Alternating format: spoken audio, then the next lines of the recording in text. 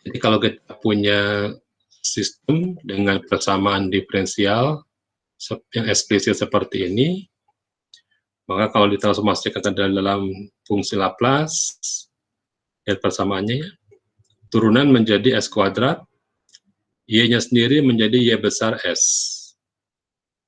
Turunan sekali, ini menjadi S saja, S pangkat 1, Y-nya menjadi Y besar S, sama seperti ini. Turunan pangkat 0, ya tidak ada S-nya. Untuk inputnya juga sama, turunan sekali menjadi S, X besar, jadi fungsi Laplace itu variabelnya jadi huruf besar semua. Ini S-nya tidak bisa kita pindahkan, ini S untuk, ada S yang menyatakan turunan, ada S yang menyatakan dia fungsi. Jadi fungsi transfer itu adalah output bagi input. Jadi perkalian silang dari persamaan tadi, yang output dikalikan dengan yang bawah, yang input dikalikan dengan yang atas. Nah ini ya, ini adalah fungsi transfer. Jadi kalau nanti kita baca di setiap pengukuran ada fungsi transfer, itu syaratnya outputnya harus 0 pada saat tidak ada input. Jadi itu syaratnya, kemudian dijadikan Laplace, maka persamaan transfer adalah output bagi input. Jadi perkalian silang, lihat di sini, koefisien dari pembilangnya adalah B0, B1, koefisien pembaginya adalah A0, A1, A2. Contoh ya. Kegunaan fungsi transfer, fungsi Laplace itu selain digunakan untuk persamaan dinamik, dapat digunakan buat feedback. Jadi nanti kalau di pengaturan ada namanya closed loop atau loop tertutup, itu ada feedback. Nah, feedback kalau dihitung menggunakan persamaan sebelumnya agak sukar. Tapi kalau menggunakan Laplace lebih mudah. Misalkan kita punya sinyal seperti ini, XT merupakan sinyal masuk ke sistem yang memiliki fungsi paralel, kemudian di sini ada komponen feedback. Feedbacknya adalah K4 di sini. Paralelnya K1 dengan K2, ada K3 juga. Nah, bagaimana cara menghitung fungsi transfer? Output bagi input. Pertama kita ambil dulu dari bagian ujung, outputnya adalah K3 dikalikan dengan Vt. Kemudian Vt-nya kita cari. Vt-nya itu adalah K1 kali Xt ditambah turunan sekali dikali K2 dikurang K4 kali turunan dari output, jadi V-nya. Jadi V-nya, kalau kita ini V-nya kan panahnya ke sini, dia sama dengan panah yang pertama dari kiri, panah yang kedua dari bawah, panah yang ketiga itu minus. Minusnya. Jadi kita bisa tuliskan V-nya, T-nya berapa dikalikan dengan K3. Nah, seperti ini. Kemudian kita pisahkan, jadi persamaan eksplisit. Semua yang output sebelah kiri yaitu Y, semua yang input sebelah kanan yaitu X. Di sini outputnya minus K3, K4 kali DY dt, kalau dipindahkan ke sebelah kiri jadi positif. Nah, seperti ini. Kemudian kalau ingin disederhanakan lagi supaya dt-nya koefisiennya 1, kita bagi semua dengan K3, K4.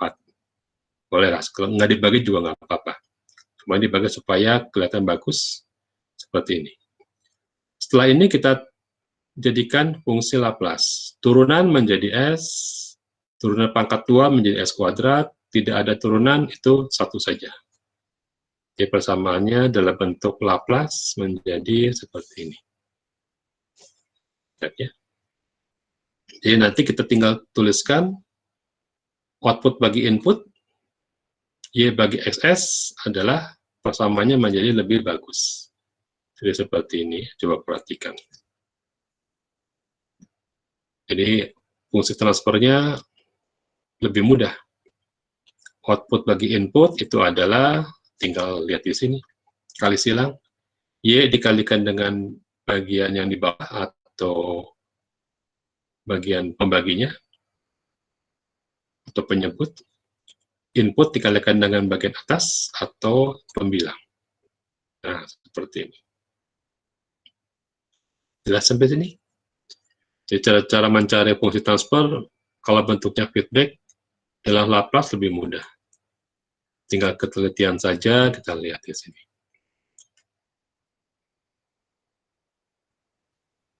Oke.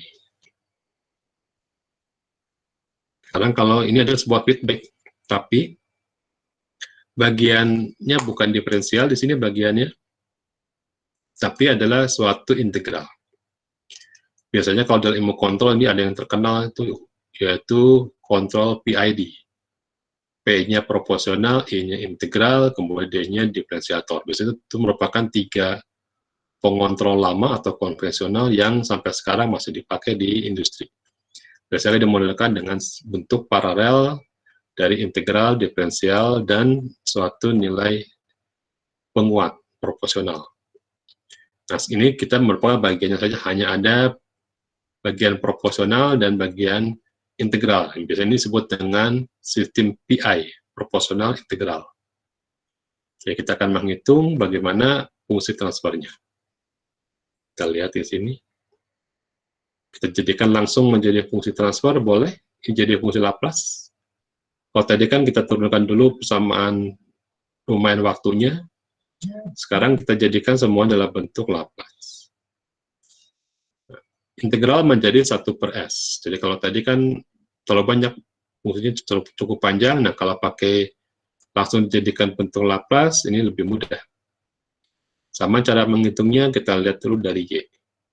Y itu adalah K1 dikalikan Vs dibagi S. Kemudian Vs-nya sendiri itu adalah panah dari yang masuk, SS, dikurangi panah feedback, yaitu K2 kali S. Lihat ya di sini. Kita selesaikan sama seperti tadi. Nanti kita pindahkan jadi persamaan eksplisit. Jadi kiri output, kiri output, kanan input. Ya. Ya, seperti ini. Jadi kita pisahkan yang sebelah kiri semuanya komponennya Y, asalnya minus K2 YS dibagi S, dipindahkan ke sebelah kiri. S-nya, kalau komponen sebelah kanan dikali S, komponen sebelah kiri dikalikan S, maka S-nya hilang. Jadi seperti ini. Setelah ini kita pisahkan, fungsi transfernya adalah Y dibagi dengan XS. Output dibagi input. Jadi pertamanya menjadi seperti ini. Ya, gitu ya. Tidak sukar ya.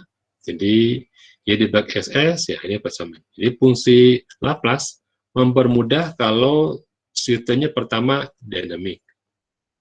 Yang kedua adalah sistemnya punya feedback.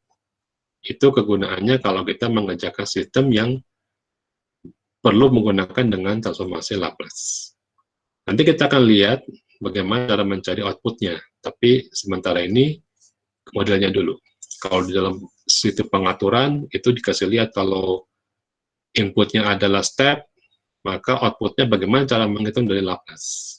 Sementara kita baru pengenalan, jadi baru modelnya dulu, belum sampai mencari output.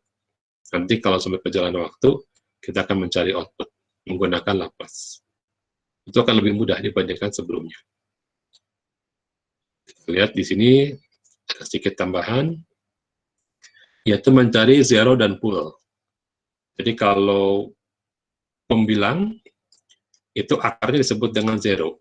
Jadi kalau kita jadikan pembilangnya sama dengan 0 di sini, kita bisa mencari akar-akarnya, namanya zero. Zero berarti kan pengenol. Sedangkan pembaginya, kalau kita cari akarnya, namanya pool. Ditulisnya pol, dibacanya pool. Jadi bukan dibaca pol, tapi dibaca pool. Poolnya.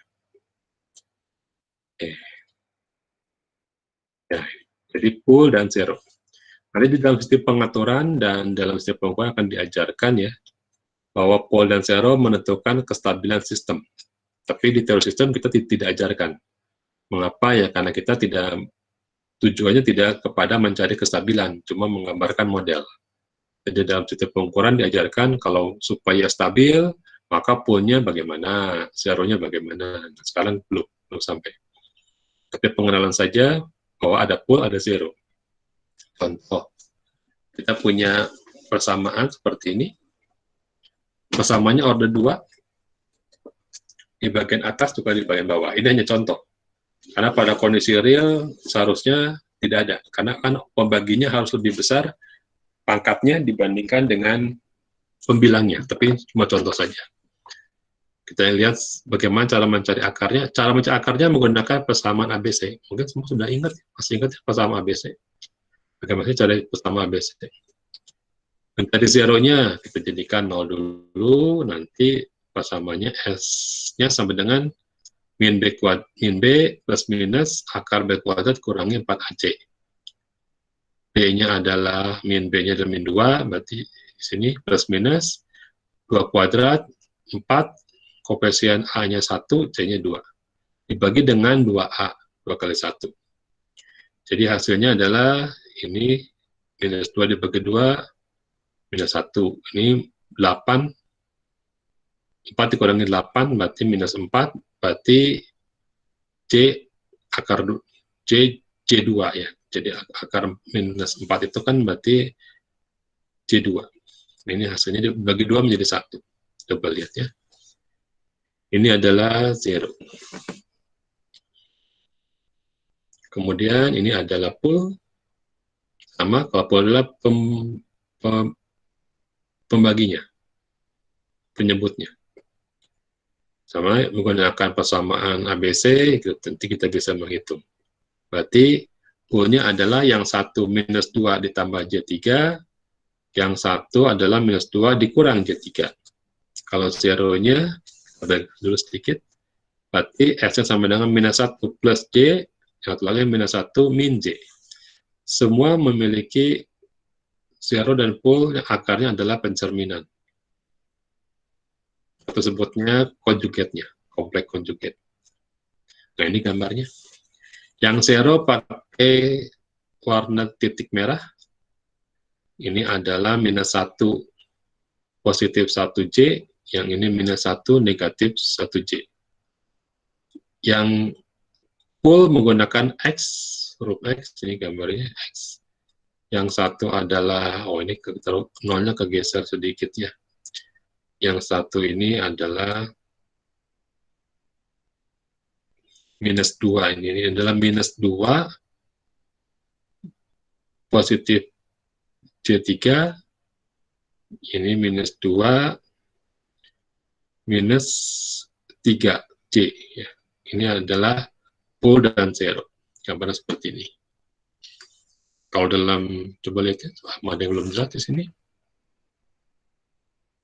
Oke, seperti ini ya. Ini adalah pool dan zero map. Ini menggunakan program MATLAB versi lama ini. Gambarnya masih belum begitu bagus, jadi sering sekali taruh munculnya di ujung. Ini adalah menggunakan MATLAB. Tapi tidak akan disuruh menggunakan MATLAB. Nanti kalau di ilmu kontrol ya pakai MATLAB. Karena kalau di instruction system cuma gambar. Ini adalah bidang dalam 3 dimensi, bisa kita lihat di sini. Yang biasanya yang gambarnya puncak itu adalah zero. Ini zeronya, yang puncak. Jadi sebetulnya merupakan zero-zeronya, sedangkan poolnya itu adalah lembahnya. Itu merupakan poolnya. Oke. Nanti di dalam pertemuan berikutnya kita akan melihat bagaimana fungsi respon frekuensinya. Sementara ini kita melihat bahwa caranya ya fungsi S-nya kita jadikan J omega. Ini nanti akan dibahas dalam teori filter, sekarang belum. Jadi kita lihat dulu dari respon frekuensi, misalkan untuk filter, karena tidak sukar, itu mencari magnituda dan mencari fasa. Masih ingatnya kalau namanya frekuensi ada magnitudanya, ada fasanya. Kita jadikan S-nya menjadi J omega, nanti magnitudanya merupakan perkalian dari masing-masing akar. Ini kan akarnya. Akar ini adalah 0, 0, 0. Akar dari bagian pembilang itu adalah 0. Z1, Z2, Zm. Sedangkan pool itu merupakan akar dari penyebut. Jadi mencari magnituda ya tinggal kita akarkan untuk bilangan kompleks. Kita kalikan kalau dia ada di bagian atas. Jadi kalau di bagian bawah nanti dibagi dengan magnituda masing-masing. Ini contoh soalnya saya belum sempat buat, nanti akan saya buat contoh soalnya. Fasa sama, kalau fasa di atas menjadi positif, dikurangi fasa di bawah menjadi negatif. Ini sama seperti contoh yang sebelumnya di UTS ya. Mencari fasa itu ya yang positif di atas, yang di bawah jadi negatif. Nah, ini. Nanti kita buka contohnya ini. Ini baru pengenalan saja. Jadi nanti kita bisa lihat kalau poolnya tunggal itu bagaimana responnya, apa gunanya, supaya kita tahu di mana sinyal tersebut akan dikuatkan pada frekuensi berapa atau akan dilemahkan pada frekuensi berapa. Jadi kalau dalam fungsi di dinamik, kalau frekuensi dari inputnya bertambah tinggi, maka sistem belum tentu mengeluarkan output yang bertambah tinggi. Bisa saja outputnya malah frekuensinya menjadi lebih lemah. Kalau inputnya datang dengan bertubi-tubi, belum tentu outputnya juga akan keluar bertubi-tubi, tergantung dari respon frekuensi dari sistemnya. Nah, dia mempunyai titik untuk batasnya. Nanti ada yang disebut dengan frekuensi cut-off, kalau di dalam filter ya, itu frekuensi pada saat dia berubah. Sekarang lagi rame teori COVID, itu juga sama menggunakan model eksponensial seperti ini, mencari pada saat dia nilai city value. City value itu merupakan cut-off, fungsi cut-off. Kalau di sini cut-off-nya adalah pada saat di sini. Pada saat responnya mulai turun, nah titik ini pertemuan antara yang paling besar magnitudanya dengan fasa ini merupakan fungsi cut-off-nya biasanya. Oke, ada yang baru masuk lagi. Saya masukkan. Ada yang mau tanyakan ke sini. Ini materinya ada di handout yang pertama. Yang pertama kali handout yang belum saya perbaiki. Yang pertama. Oke. Untuk teori pengaturan biasanya menggunakan Bode plot. Apa gunanya Bode plot? Ini mencari magnituda dalam bentuk desibel. 20 logaritmik dari magnituda. Karena frekuensi itu bisa dari paling kecil sampai paling besar, maka digunakan logaritmik. Itu adalah namanya Bode plot. Apa gunanya Bode plot? Sama, mencari di mana titik maksimum, titik minimum, di mana perubahan dari frekuensi output di bawah dengan frekuensi input. Nanti ini akan dipakai di setiap ukuran. Jadi kalau kita mengontrol suatu sistem, bagaimana supaya jangan bergetar sistemnya. Kalau gerak robot itu bisa halus, namanya holonomik, bisa holonomik. Itu dengan mengatur, melihat Bode plotnya, melihat frekuensinya. Atau pada filter, kita bisa melihat filter mana yang bisa memberikan hasil yang paling jauh memfilter. Juga sama menggunakan Bode plot. Kira-kira seperti ini. Yang perlu kita amati di sini adalah adanya besaran yang namanya kesi. Di sini model ini merupakan model dinamik yang menggunakan kesi dan omega 0. Kalau dulu cuma belajar yang namanya omega 0, frekuensi harmonik, sekarang ada yang namanya kesi. Kesi ini kadang-kadang digambarkan dengan satu kali seperti ini, tidak berupa tidak mirip seperti huruf E, seperti huruf C. Kesi ini merupakan faktor redaman. Jadi kalau sistemnya sangat dinamik, bisa jadi outputnya tidak sedinamik dari sistem, karena ada faktor meredam. Biasanya faktor redam ini sama seperti shock breaker, ada kesinya.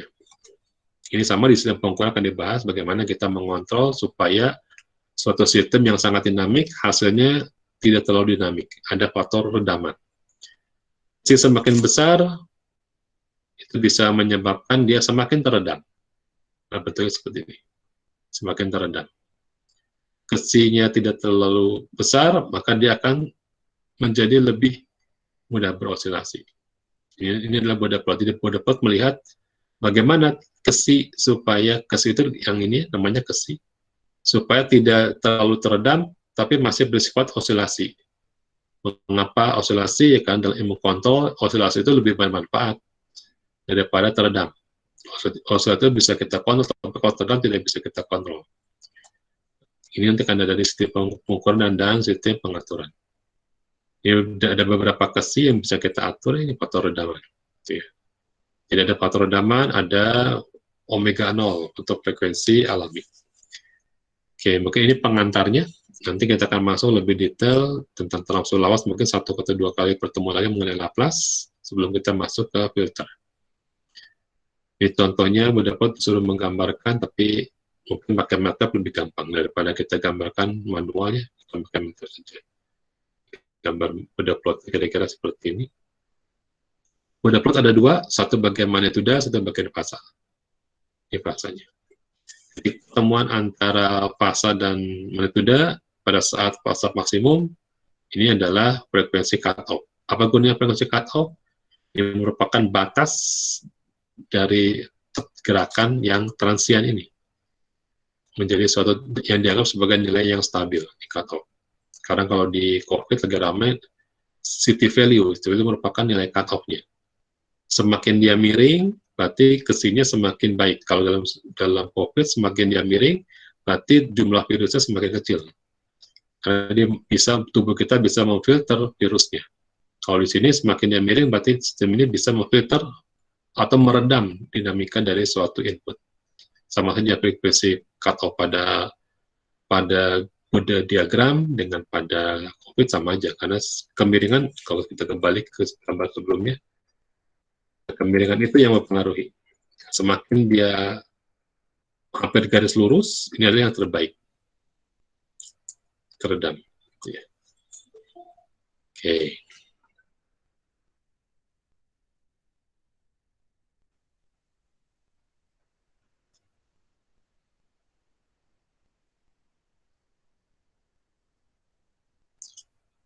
Ya.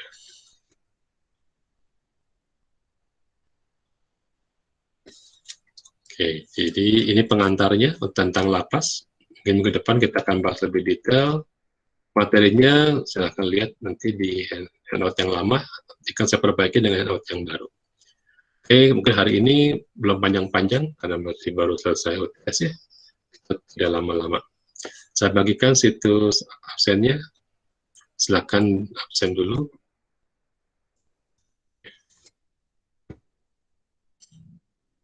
Oh ya, kalau lihat absensinya di perkuliahan, absensinya masih belum dimasukkan oleh sekretariat.